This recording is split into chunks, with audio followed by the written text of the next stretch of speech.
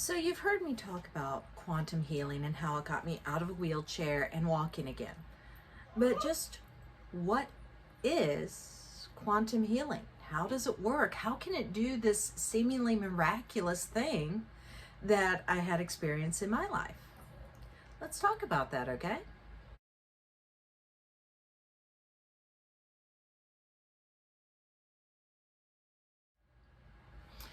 All right, so let's go into what quantum healing is.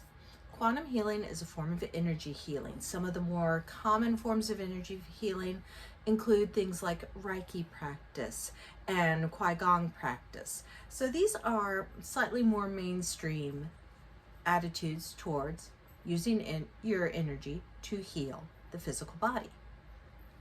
Quantum healing works in the same way in that it is using the energetic field, your own personal morphic field, to heal physical damage within your body. The approach to it is what makes it different from something like, say, Reiki. Now, with quantum healing, what you are doing is you are rebuilding your body on the subcellular level. You are going in and tinkering with the building blocks that already exist within your physical vessel, and you are directing them to move back into the position that they should be occupying. In a nutshell. How do we do this? Well, the first step for doing this is recognizing you are a being of energy that is just contained within this physical shell. But even this physical shell is made up of energy in various states of vibration. So back in the 90s, a mad scientist named Bruce Tyno developed a machine that can measure the frequency of seemingly solid objects. And through use of this machine, we have learned the megahertz vibration of the human body. A corpse vibrates at 20 megahertz or less. Someone who is critically ill generally vibrates in the 20 to 25 megahertz range. 25 megahertz and above is generally a fairly healthy body. Your brain vibrates somewhere between 75 megahertz for people who generally score lower on standardized IQ tests, up until about 130 megahertz for people who are known for being advanced forward thinkers, people who are very creative, people who are utilizing their brains to come up with new ideas and new innovations. I know that's probably more than you wanted to know, but hey, we're going to the building blocks here. Everything we interact with has a vibration. This wall has a vibration of between 5 and 10 megahertz. The light you see behind me has a vibration. The puppy you can hear playing with her toys has a vibration. The toys have a vibration. Everything is energy in a state of consistent vibrational field, and we perceive that as a solid object. Helps if you remember, everything you see, everything you experience is actually a vivid hallucination being fed to you by your brain as it interprets the energetic signals it is receiving from your nervous system. I know, it gets mind-blowing so quickly. So, here we are. We are not these physical vessels. We really aren't even the meat computer that is driving the physical vessel. We are energetic beings occupying this vessel space. This energy, according to Einstein, cannot be created or destroyed. It can only change form.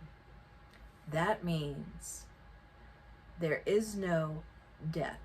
There is the physical vessel no longer operating at a vibrational level, and the energetic being contained within moving on to another physical vessel. When you realize that your physical vessel really is interchangeable, that's when you start having the intellectual freedom to be able to tinker with your physical vessel.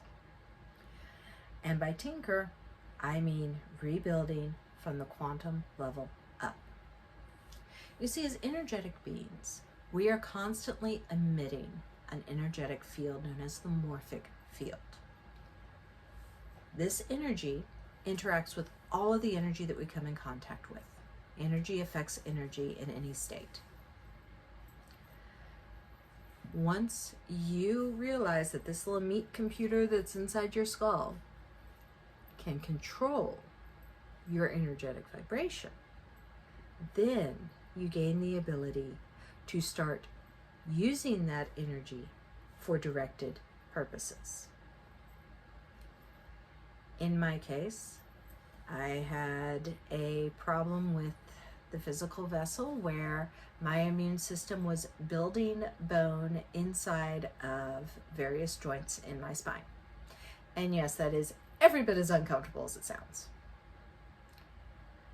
What I had to do on the energetic level was communicate with my immune system and make it start tearing down those extra bits of bone it had built and recreate the joints back to factory settings, what they should have been before my immune system got the faulty signal that started the whole process to begin with.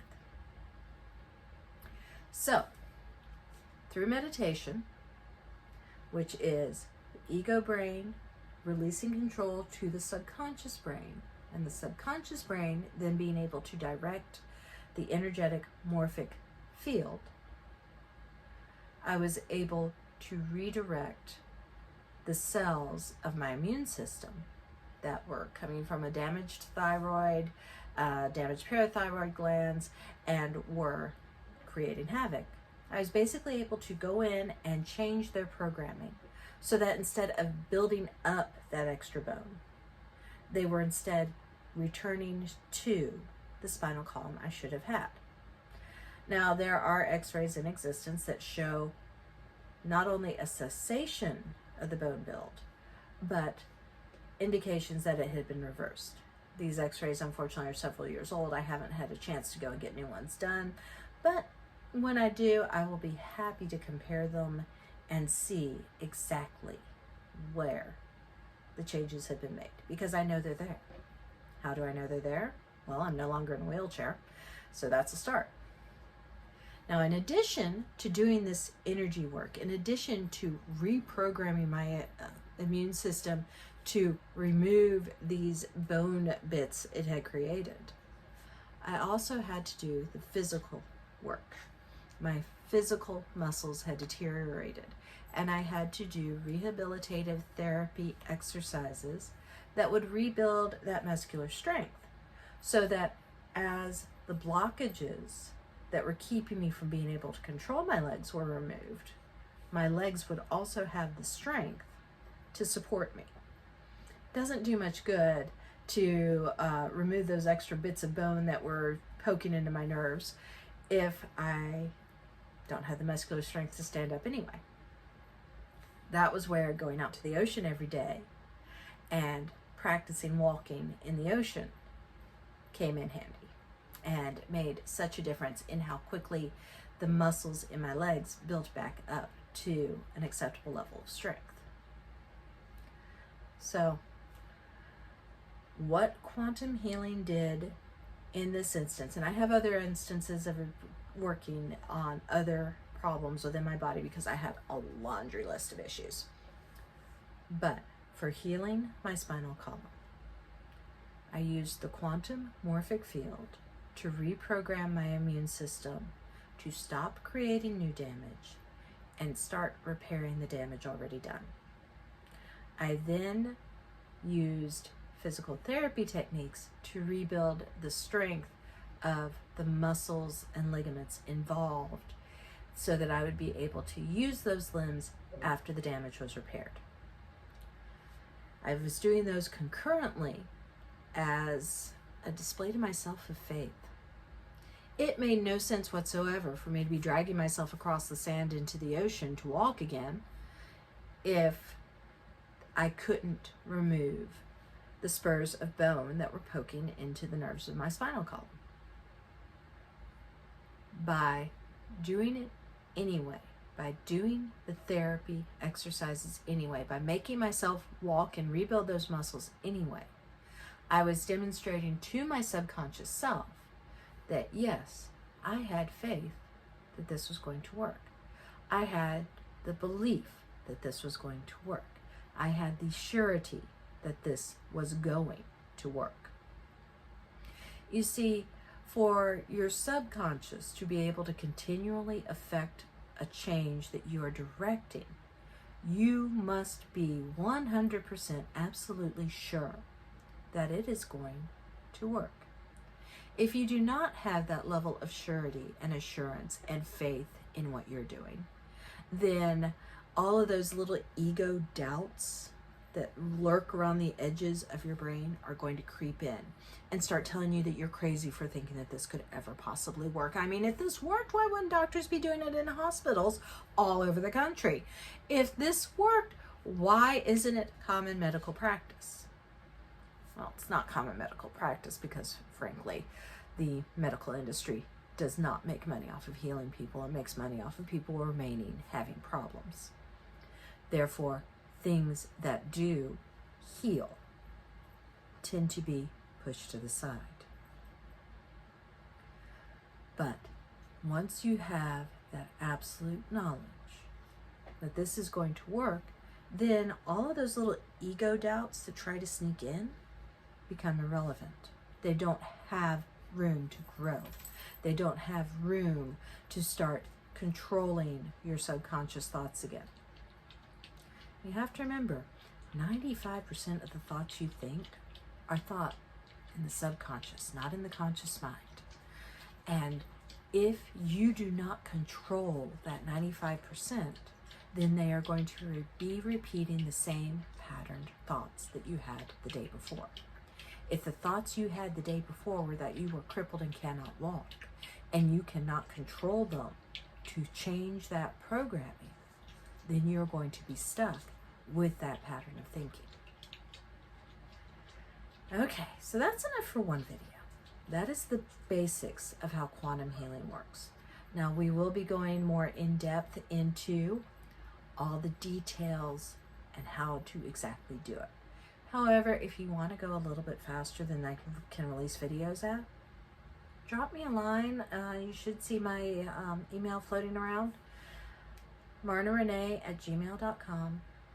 I am more than happy to take on individual coaching clients and work through this process dealing with your own individual issues. If you need that extra help, if you need that cheerleader, if you need someone who's been there holding your hand saying, here's how you do it, let me know. I am Marna.